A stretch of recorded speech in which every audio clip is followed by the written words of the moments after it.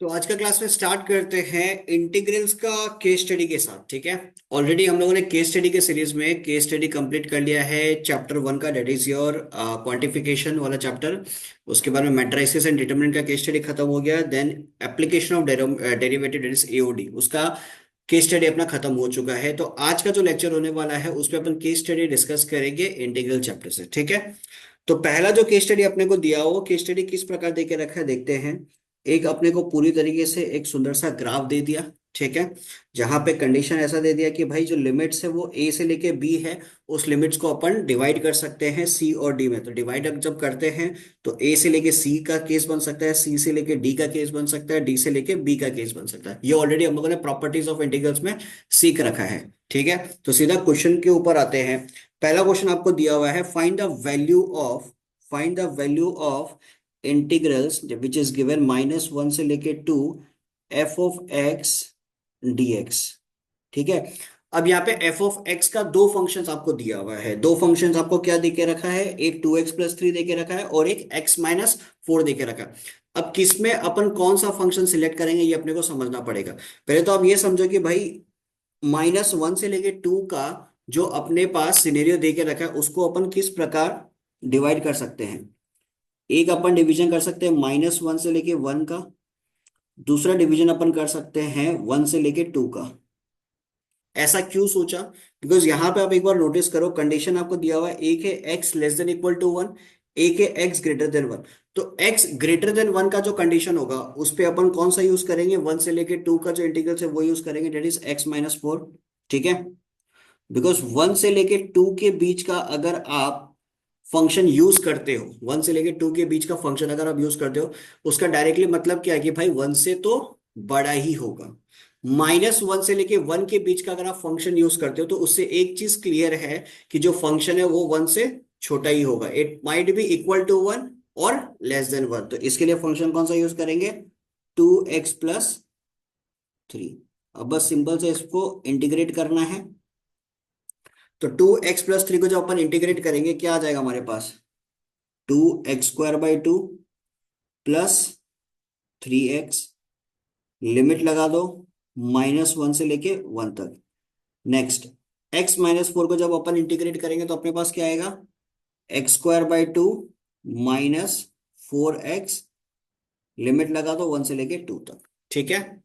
तो यहां से 2 और 2 को कट कर दो तो अपने पास बचेगा क्या, x² + 3x -1 से लेके 1 तक, देन x² / 2 -4x 1 से लेके 2।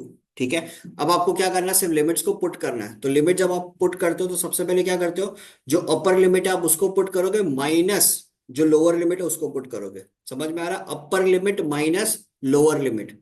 ठीक है। तो सबसे पहले अपन इस फंक्शन पे 1 पुट करते हैं तो हमारे पास सिनेरियो क्या बनेगा, 1 का स्क्वायर +3 × 1। अपर लिमिट पुट कर दिया, अब माइनस का साइन लगा दो। अब अपने को लोअर लिमिट पुट करना, डेट इज -1। तो x² पे -1 पुट करो, डेट इज -1 का स्क्वायर +3 × -1। इसका काम खत्म। अब अपन आते हैं इस फंक्शन पे। तो x² / 2 -4x है। सबसे पहले आप अपर लिमिट पुट करो, डेट इज 2। तो 2 का स्क्वायर डिवाइडेड बाई 2 -4 × 2। ठीक है। फिर माइनस लोअर लिमिट पुट करो, 1 का स्क्वायर बाय 2 -4 × 1। क्लियर। तो अब इसको सॉल्व करते हैं। 3 + 1 कितना हो जाएगा अपने पास, 4।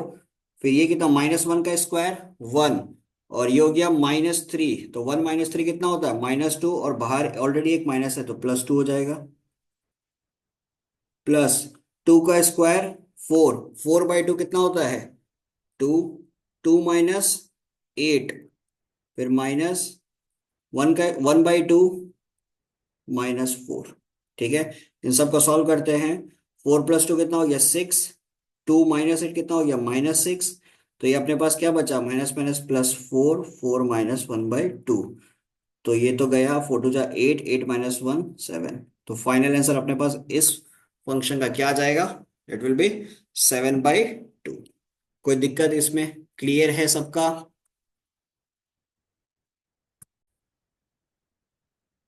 नेक्स्ट नंबर बी में अपने को क्या दिया हुआ है, इवेल्युएट करना है mod of x minus one, zero से लेके टू का अपने को लिमिट्स दे के रखा है। ठीक है, तो सबसे पहला काम अपन क्या करेंगे, ये जो मॉड के अंदर एक्स माइनस वन है इसको इक्वेट टू जीरो करो। ठीक है, तो एक्स माइनस वन को जीरो के बराबर अगर पुट करते तो एक्स की वैल्यू कितनी आती है, वन। तो इसका मतलब जो लिमिट्स अपना डिफाइंड होगा वो कहां से लेके कहां तक होगा, एक होगा जीरो से लेके वन और एक होगा वन से लेके टू। आपको मेक श्योर करना है कि भाई एक्स का जो वैल्यू आ रहा है वो लिमिट्स के अंदर गिर रहा है क्या। अगर अंदर गिरा है तो दो पार्ट में आप लिमिट्स को डिवाइड कर दो।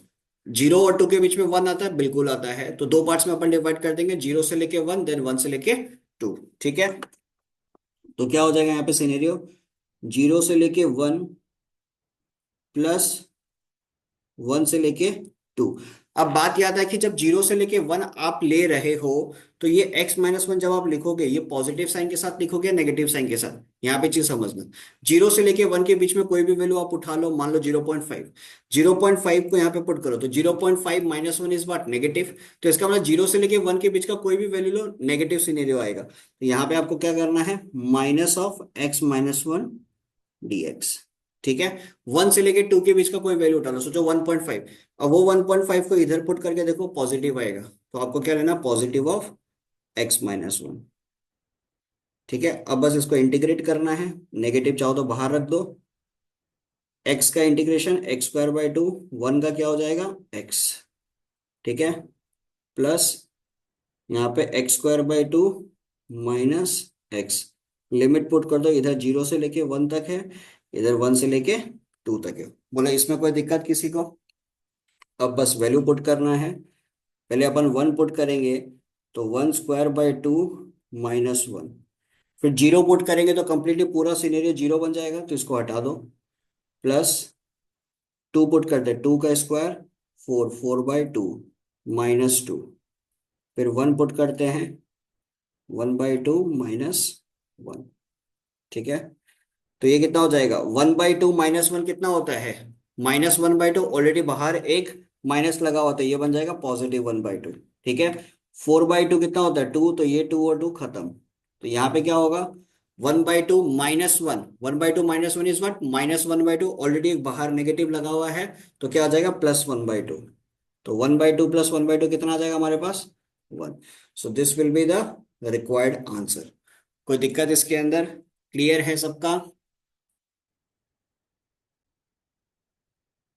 नेक्स्ट नंबर सी पे अपने को क्या दिया हुआ है, integration of minus one by two mod of five x minus six. ठीक है, तो पहले five x minus six zero के बराबर पुट करके देखो, five x equal to six, तो एक्स इक्वल टू क्या आ जाएगा, सिक्स बाय फाइव। तो सिक्स बाय फाइव ऑब्वियसली आपका माइनस वन से लेके टू के बीच का जो लिमिट है उसमें जरूर गिरेगा। ठीक है, तो आप इस लिमिट को दो प्रकार से डिवाइड कर सकते हो, माइनस वन से लेके सिक्स बाय फाइव। ठीक है, और एक हो गया सिक्स बाय फाइव से लेके टू के बीच में। तो अब देखो पॉजिटिव किस में पकड़ना है, नेगेटिव किस में पकड़ना है, सिंपल सा बात है, माइनस वन से लेके सिक्स बाय फाइव के बीच का कोई भी वैल्यू उठा लो, मान लो जीरो उठाते हैं। ठीक है, तो जीरो को अगर इधर पुट करेंगे नेगेटिव आएगा, तो यहाँ पे पुट कर दो नेगेटिव, तो दूसरा वाला ऑटोमेटिकली क्या हो जाएगा, पॉजिटिव। तो इधर आ गया फाइव एक्स माइनस सिक्स। अब इसको इंटीग्रेट करना है, माइनस को बाहर रख दो, फाइव एक्स का इंटीग्रेशन क्या हो जाएगा, five x square by two, six का क्या हो जाएगा, सिक्स एक्स। तो लिमिट माइनस वन से लेके six by five, plus again five x का क्या हो जाएगा, five x square by two minus six का six x, limit six by five से लेके टू तक। ठीक है, तो बस लिमिट पुट करना है आपको। सबसे पहले सिक्स बाय फाइव पुट करते हैं, तो five by two, six by five put करोगे, सिक्स का स्क्वायर 36, फाइव का square 25, minus six into six by five. ठीक है, काम खत्म इसका। Just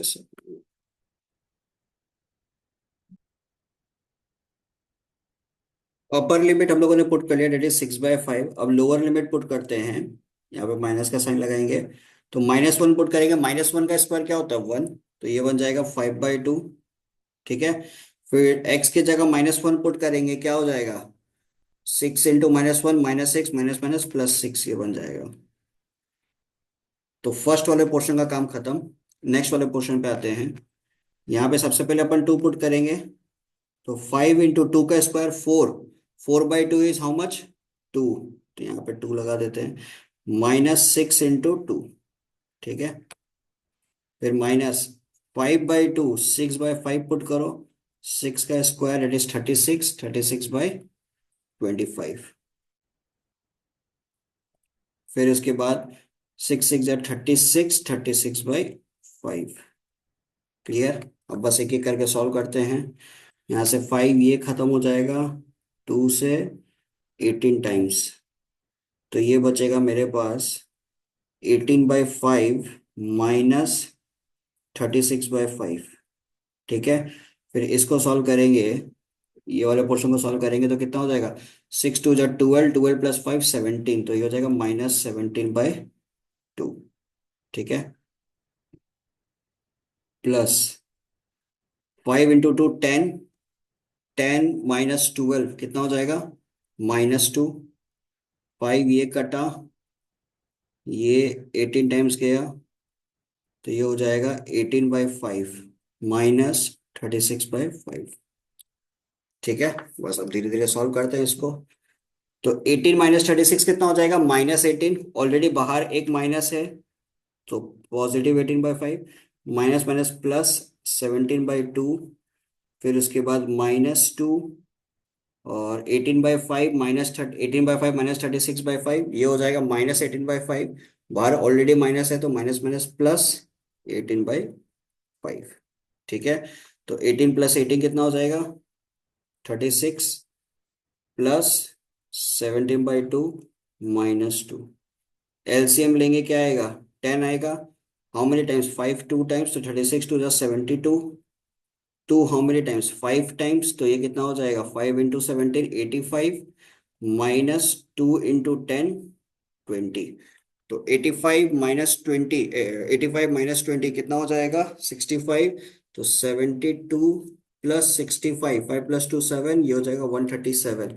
so it will be 137 divided by 10। So this will be your required answer. इस type का क्वेश्चन में एक ही सजेशन मैं आप सबको दूंगा कि जब भी आप ये लिमिट्स पुट करते हो और ये जो कैलकुलेशंस करते हो, आराम आराम से आपको कैलकुलेशन करना है। इसमें जल्दबाजी बिल्कुल मत करना, बिकॉज छोटी छोटी चीजें अगर आप भूल जाओगे लिखना, तो वहीं पे पूरा का पूरा आंसर आपका चेंज हो जाएगा। तो इसमें चीज आसान है, आसानी से हम लोग कर सकते हैं, बट कैलकुलेशन वाला पार्ट एकदम धीरे धीरे करना। ठीक है।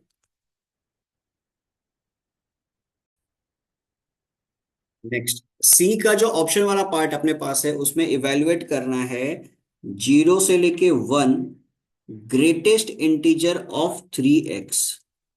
देखो, ग्रेटेस्ट इंटीजर ऑफ x रहता तो मेरे को कोई दिक्कत नहीं था। ठीक है। ग्रेटेस्ट इंटीजर ऑफ 3x दिया हुआ है, तो यहाँ पे पहले आप ये डिसाइड करो कि लिमिट्स एक्चुअल में होगा क्या क्या। ठीक है। देखो किस तरीके से डिसाइड करेंगे, पहले आप एक नंबर लाइन बना लो। इस नंबर लाइन में बीच में आपके पास क्या है? x है। ठीक है। तो ये हो गया 0 से लेके 1। बिकॉज जो लिमिट्स होता है वो x के रेस्पेक्ट में होता है। ठीक है। तो लिमिट आपको क्या दिया हुआ है? 0 से लेके 1 दिया हुआ है। बट एक्चुअल में x नहीं है। अब यहाँ पे ब्रैकेट में है क्या? सॉरी, ग्रेटेस्ट इंटीजर में है क्या? 3x है। तो जब 3x है तो इनको भी 3 गुना आपको बनाना पड़ेगा। ठीक है।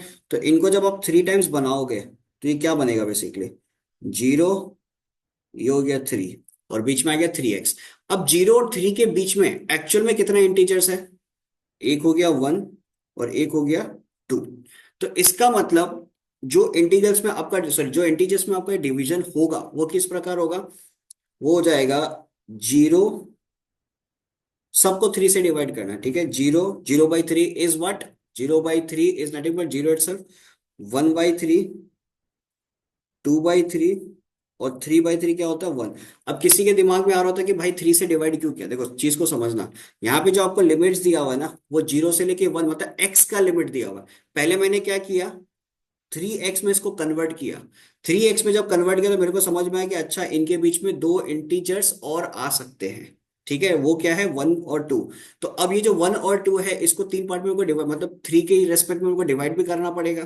तो 3 के रेस्पेक्ट में जब मैं डिवाइड करूंगा तो मेरे पास क्या आएगा? 1/3, 2/3। अब खुद सोचो, 0 और 1 के बीच में क्या 1/3 और 2/3 आता है? बिल्कुल आता है। तो एक्चुअल में इनके बीच में क्या आ रहा होगा ये निकालने के लिए हम लोग ये बीच का जो पोर्शन है ये करते हैं। ठीक है, तो लिमिट्स लिखो, 0 से लेके 1/3, 3x dx, फिर उसके बाद 1/3 से लेके 2/3, 3x dx, फिर 2/3 से लेके 1, 3x dx। ठीक है, अब यहां पे समझना, 0 से लेके 1/3 के बीच में आप जब इंटीजर पुट करोगे तो एक्चुअल में कौन सा इंटीजर पुट करोगे, जो लोएस्ट वैल्यू इंटीजर है वही पुट करोगे। बिकॉज एक सिंपल सा सिनेरियो ऑफ ग्रेटेस्ट इंटीजर में समझ रखे हो कि ग्रेटेस्ट इंटीजर ऑफ 1.9 का वैल्यू क्या होगा, 1। ग्रेटेस्ट इंटीजर ऑफ 1.2 का वैल्यू क्या होगा, वो भी क्या होगा, 1। मतलब 1 और 2 के बीच का ग्रेटेस्ट इंटीजर 1 ही होगा। तो 0 और 1/3 के बीच का ग्रेटेस्ट इंटीजर क्या होगा, 0। बिकॉज एक्स पे अगर आप 0 पुट करते हो तो ये पूरा का पूरा सिनेरियो आपका खत्म। तो फर्स्ट केस में तो ये आपका आ जाएगा 0। अब नेक्स्ट, 1/3 और 2/3 के रेस्पेक्ट में, तो 1/3 को अगर x के जगह मैं पुट करता हूँ 3 × 1/3, अगर मैं पुट करता हूँ 3 3 खत्म, बचा क्या आपके पास 1। तो इसका मतलब इंटीग्रेशन करना है 1 का, जहां पे लिमिट हो जाएगा 1/3 से लेके 2/3, प्लस 2/3 और 1 के बीच में अगेन ये x के जगह आप 2/3 पुट करो तो 3 × 2/3, 3 3 खत्म, बचा आपके पास 2। ठीक है, तो ये आ जाएगा 2 dx, 2/3 से लेके 1। ठीक है, तो मेरे को पता है कि 1 का इंटीग्रेशन क्या होगा, x, 1/3 से लेके 2/3 इसका लिमिट हो गया, फिर यहाँ पे 2 को बाहर कर दो तो dx का क्या हो जाएगा, x, 2/3 से लेके 1 तक इसका लिमिट हो गया। तो अब बस यहाँ पे लिमिट्स पुट कर दो, 2/3 माइनस 1/3 बन गया इधर, और इधर क्या बन जाएगा, 1 - 2/3। ठीक है, तो 2/3 माइनस 1/3 कितना होता है, इट विल बी 1/3, प्लस 1 - 2/3 कितना हो जाएगा, ये हो जाएगा 1/3। तो 1/3 प्लस 2/3, तो ये आ गया आपके पास 1 के बराबर। So this is the required answer. तो यहाँ पे हम लोगों ने खत्म कर लिया case study 1। I hope it is clear to everyone. So next case study अपने को दिया हुआ है मार्जिनल कॉस्ट के रेस्पेक्ट, मतलब यहाँ पे अपने को कॉस्ट फंक्शंस निकालना होगा, एवरेज कॉस्ट निकालना होगा, फिर उसके अंदर कुछ यूनिट्स दिया हुआ उसके रेस्पेक्ट में कॉस्ट निकालना होगा। तो ये बहुत आसान है केस स्टडी। मार्जिनल कॉस्ट आपको जो गिवन है वो क्या है, 300 डिवाइडेड बाय √3x + 25। ठीक है, जहां पे फिक्स कॉस्ट दिया हुआ आपको 5000। Based on the above information answer the following question. पहला चीज अपने को कॉस्ट फंक्शन निकाला, तो पहले अपन कॉस्ट फंक्शन निकालने के ऊपर फोकस करते हैं। कॉस्ट फंक्शन कैसे निकालेंगे, कॉस्ट फंक्शन निकालने के लिए cost function is equal to integration of 300 divided by √3x + 25। ठीक है, तो 300 तो कांस्टेंट है, मैं जैसा है वैसा रहने दो, बाहर कर देते हैं इसको। ठीक है, √3x + 25 है, इसको क्या इस प्रकार लिख सकते हैं, 3x + 25 पावर में -1/2, चलेगा। ठीक है, तो 3x + 25 का क्या होगा इंटीग्रेशन, -1/2 ऊपर पावर में है, तो देखो 3x + 25 -1/2 +1 डिवाइडेड बाय -1/2 +1। ये कहानी समझ में आ रहा है। कौन सा फॉर्मूला लगा है, x⁴n का, x⁴n क्या कहता है, x⁴n+1 डिवाइडेड बाय n+1। अब इसके अंदर एक चेन रूल भी लगेगा भाई, 3x + 25 मतलब एक लीनियर फॉर्म में है, तो 3x का डिफरेंशिएशन क्या होता है, 3, जिसको अपन कहाँ लिखेंगे, डिनोमिनेटर साइड में, प्लस c, एक कांस्टेंट, c मतलब ऑलरेडी एक कॉस्ट फंक्शन है, तो प्लस आप लगा दो k। ठीक है, तो क्या बनेगा अपना ये, यहाँ पे 3 से इसको काट देते हैं, ये हो जाएगा 100, -1/2 +1, तो 1 - 1/2 कितना होता है, 1/2, तो 2 ऊपर चला जाएगा, ये बन जाएगा 200। तो 200 डिवाइडेड बाय √3x + 25 इसको लिख सकते हैं, प्लस के। बोलो ये कहानी सबको समझ में आ रहा है? ये बन गया अपना कॉस्ट फंक्शन। ठीक है, अभी तो पूरी तरीके से बना नहीं है, बिकॉज इस के को एलिमिनेट करना पड़ेगा, एक्चुअल कॉस्ट फंक्शन निकालना पड़ेगा। ठीक है, अब क्वेश्चन में एक बार ढंग से देखो कि फिक्स कॉस्ट कितना दिया हुआ, 5000 दिया हुआ है। तो जब कोई भी नंबर ऑफ यूनिट्स प्रोड्यूस हो ही नहीं रहा है, तो उस समय तो सिर्फ मेरा क्या लगेगा, फिक्स कॉस्ट लगेगा। तो हम ये बोल सकते हैं when x is equal to 0, cost function कितने के बराबर होगा, 5000 के बराबर।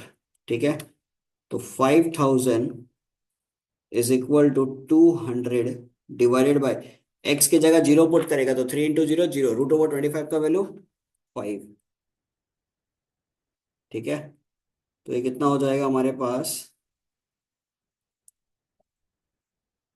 40, जस्ट सेकेंड, 300 था या 3000 था, 300 ही था।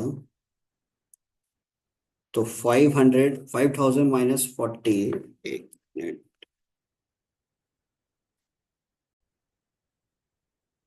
तो गड़बड़ है, oh sorry sorry sorry sorry sorry, यहाँ पे गड़बड़ हो गई। इसको हटाओ, ये -1/2 +1 है, नीचे नहीं जाएगा, तो कॉस्ट फंक्शन अपने पास हो जाएगा 200 इंटू √3x + 25, ये नीचे नहीं जाएगा, 1 - 1/2 तो +1/2 ही होता है। ठीक है, जस्ट सेकेंड, प्लस के, तो वही same scenario, when x is equal to 0, cost अपने को कितना दिया हुआ है, 5000। तो 5000 is equal to 200, 3x, 3 into 0 + 25 plus K, तो √/25 का वैल्यू 5। तो 5000 इज इक्वल टू 200 इंटू 5 कितना हो जाएगा, 1000। तो के का एक्चुअल वैल्यू कितना आ गया, 4000। तो हमारे पास जो ओरिजिनल कॉस्ट फंक्शन बनेगा, तो कॉस्ट फंक्शन कितना बनेगा, 200 √3x + 25 plus 4000। So this is a required answer for cost function. कोई दिक्कत इसके अंदर? ठीक है, सेकेंड पोर्शन दिया हो, find the average cost function. तो एवरेज कॉस्ट फंक्शन तो आराम से निकल जाएगा, जो भी कॉस्ट फंक्शन हमारे पास है, जो भी कॉस्ट फंक्शन हमारे पास है उसको टोटल नंबर ऑफ यूनिट से डिवाइड कर दो। तो अपने पास है 200 √3x + 25 plus 4000 divided by x, ये आ गया अपने पास एवरेज कॉस्ट फंक्शन। ठीक है, कोई दिक्कत इसके अंदर? नेक्स्ट आपने को दिया हुआ है, find the cost of producing 200 units of the product. तो कॉस्ट फंक्शन अपने को क्या दिया हुआ है, कॉस्ट फंक्शन दिया हुआ है 200 √3x + 25 प्लस 4000। ठीक है, तो 200 यूनिट्स प्रोड्यूस करना है, तो x की जगह आप 200 लिख दो, 3 × 200 प्लस 4000। तो 200 × 3 600, 625, तो ये हो जाएगा 25 प्लस 4000। तो 25 × 200 कितना होता है, 5000, 5000 प्लस 4000 कितने के बराबर हो जाएगा, 9000 के बराबर हो जाएगा। मतलब 200 यूनिट अगर प्रोड्यूस होता है तो cost will be how much, 9000। कोई दिक्कत इसके अंदर? अगला सवाल अपने को क्या दिया हुआ है, अगला सवाल दिया हुआ है, find the average cost of producing 200 units of the product. ठीक है, फाइंड द एवरेज कॉस्ट। तो ये तो सिंपल है, जो अपन ने निकाला यहां से लेके यहां तक तो अपन ने कैलकुलेट कर लिया 9000।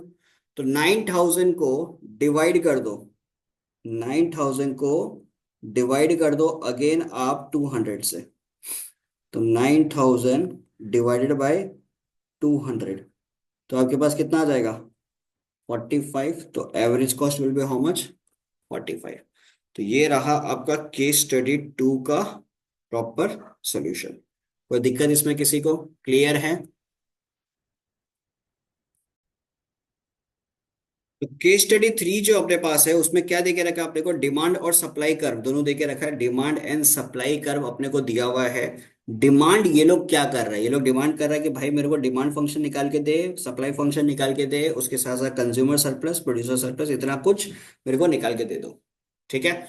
उसके लिए ये लोग कुछ इंफॉर्मेशन दे के रखे हैं। डिमांड फंक्शंस निकालने के लिए भी इंफॉर्मेशन दे के रखे हैं, सप्लाई फंक्शन निकालने के लिए भी इंफॉर्मेशन दे के रखे हैं। ठीक है। अब सिंस आपको पता है कि डिमांड फंक्शन और सप्लाई फंक्शन का जो कर्व है बेसिकली लीनियर है। ठीक है। तो पहले तो आप ये कंसिडर कर लो, let x be the total number of units and p be the price. ठीक है। X be the total number of units and p be the price. ठीक है। अब यहां पे जो अपने पास सिनेरियो क्रिएट होकर रखा है उसके लिए आप डिमांड फंक्शन को एक लीनियर फंक्शन मान लो। Let d x is equal to a x plus b के बराबर। ठीक है। बिकॉज आपको दोनों चीज चाहिएगा, डिमांड फंक्शन भी दिए चाहिएगा और सप्लाई फंक्शन भी चाहिएगा।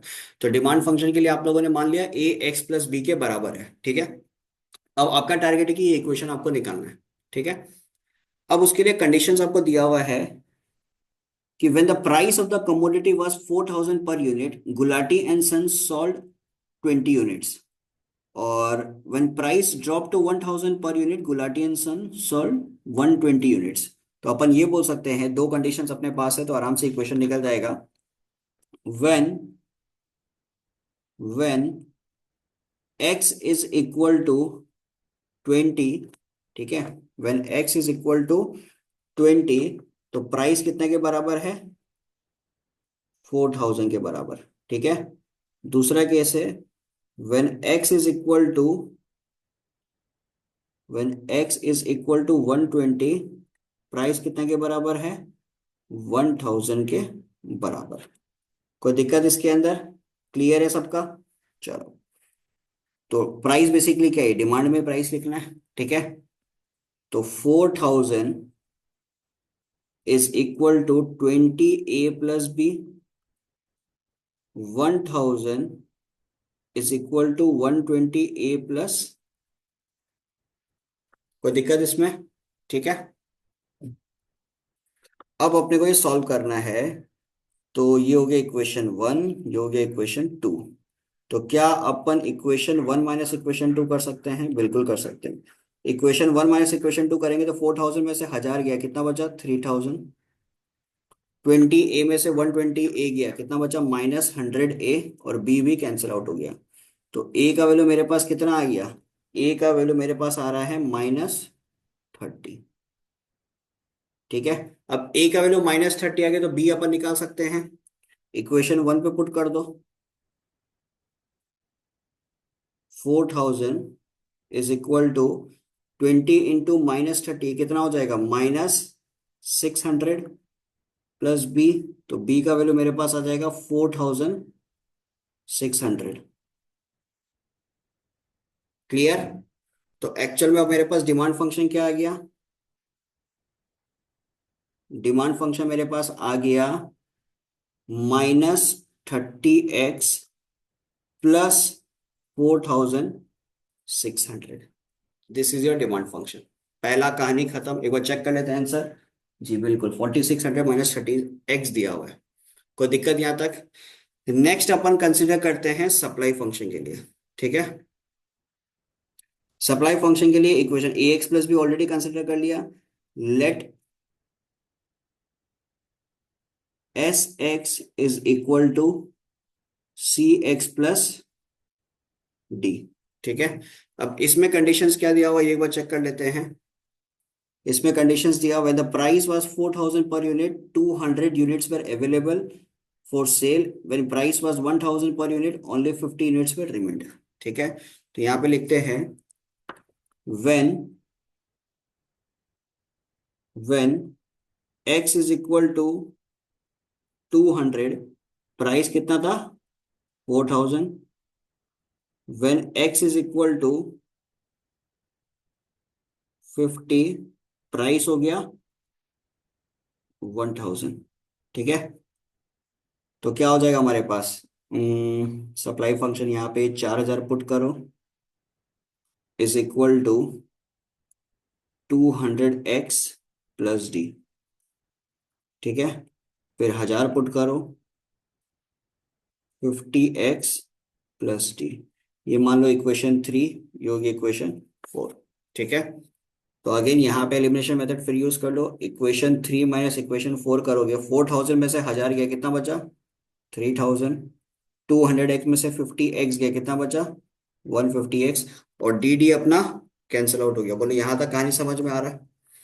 तो x का वैल्यू अपने पास कितना हो जाएगा? x will be how much? 20।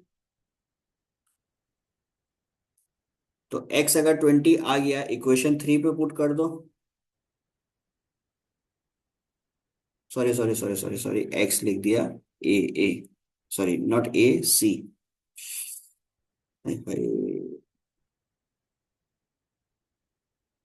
ये हो गया सी, सी।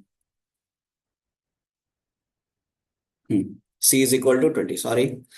इक्वेशन 3 का वैल्यू क्या हो जाएगा? 4000 is equal to 200 into 20 plus D.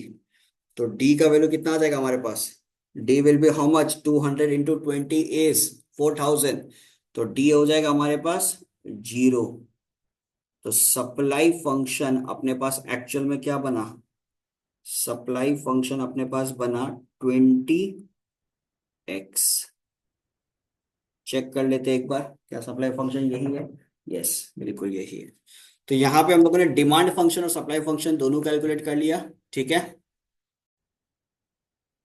Next अपने पास सिनेरियो है, फाइंड द कंज्यूमर सरप्लस। ठीक है, कंज्यूमर सरप्लस अपने को निकालना है। 92 और 1840 दिया होता है, यहाँ पे आपको मेहनत करने की जरूरत नहीं है, पी नॉट एक्स नॉट निकालने की जरूरत नहीं है। ठीक है ना? तो एक्स नॉट का वैल्यू बेसिकली हो गया 92 और पी नॉट का वैल्यू कितना हो गया? 1840। ये लोग डायरेक्टली इन लोगों ने वैल्यू दे दी। तो कंज्यूमर सरप्लस निकालने का तरीका क्या होता है? कंज्यूमर सरप्लस क्या होगा? जीरो से लेके x not, demand function minus x not into P not. तो जीरो से लेके एक्स नॉट का वैल्यू कितना है? 92। डिमांड फंक्शन अपना कितना था? 4600 था। 4600 माइनस आई थिंक 30x, एक बार चेक कर लेते हैं। यस, चलो, minus x not P not, 92 into कितना दिया हुआ है? 1840। ठीक है, तो अब इसको इंटीग्रेट करते हैं। 4600x minus 30x² by 2, zero से लेके 92 इंटू 1840। तो इसको काट देते हैं। तो 4600x माइनस 15x², जीरो से लेके 92। 92 इंटू 1840, ये होता है 92 इंटू 1840, ये होगा 169280। मैंने कैलकुलेटर यूज किया, बट आप लोग मत करना। ठीक है, फिर अपर लिमिट पुट करते हैं। 4600 इंटू 92 माइनस 15 इंटू 92 का स्क्वायर। ठीक है, जीरो पुट करोगे तो पूरा पोर्शन वैसे भी जीरो हो जाएगा, तो 169280। तो 4600 इंटू 92 ये करते हैं तो अपने पास आएगा 42320, माइनस 15 इंटू 92 का स्क्वायर, 92 इंटू 15, ये आएगा अपने पास 126960। ठीक है, उसमें से माइनस करना 169280। तो करते हैं इसको, 42320 माइनस 126960। यार अपने पास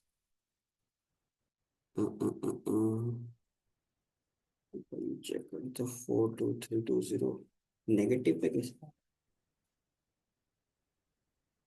जस्ट सेकेंड, 92 इंटू 50, 126960, 4600 इंटू 92, 4232, अच्छा 00, सॉरी वही मैं सोचूं, 423200 माइनस 126960, तो ये आएगा हमारे पास 296240 माइनस 169280, 169280। तो अल्टीमेटली मेरे पास आंसर आ रहा है 126960। This will be the final answer for consumer service. एक बार चेक कर लेते हैं, 126960 बिल्कुल ठीक है। तो यहाँ पे हल्का फुल्का कैलकुलेशन थोड़ा ज्यादा है, ठीक है, प्रैक्टिस करना, ये भी आसान हो जाएगा। तो ये कहानी था आपका कंज्यूमर सरप्लस का। नेक्स्ट कहानी किसका है? प्रोड्यूसर सरप्लस का। तो प्रोड्यूसर सरप्लस कैसे निकालते हैं अपन? प्रोड्यूसर सरप्लस के लिए अपने को क्या करना पड़ेगा?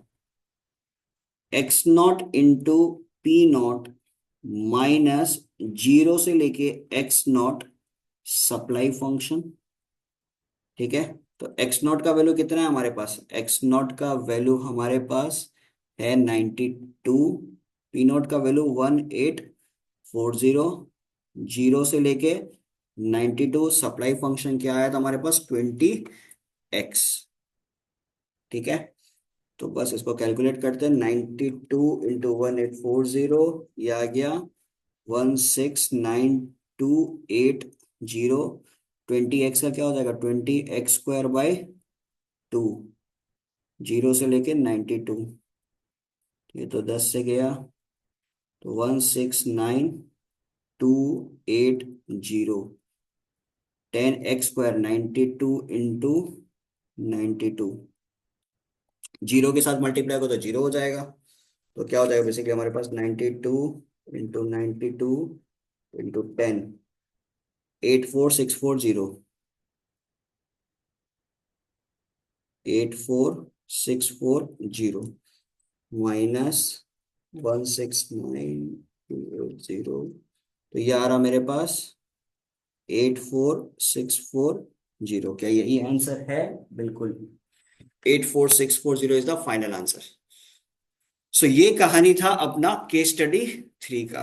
तो इस तरीके से हम लोगों ने इंटीग्रेशन का तीनों केस स्टडी प्रॉपर तरीके से सॉल्व कर लिया है। कोई भी डाउट अगर हो आप आराम से कमेंट बॉक्स में मेरे को पूछ सकते हो। व्हाट्सएप नंबर मेरा दिया हुआ है डिस्क्रिप्शन बॉक्स में, आप आराम से वहां पे क्वेरी रेज कर सकते हो, आपको आंसर मिल जाएगा, ठीक है।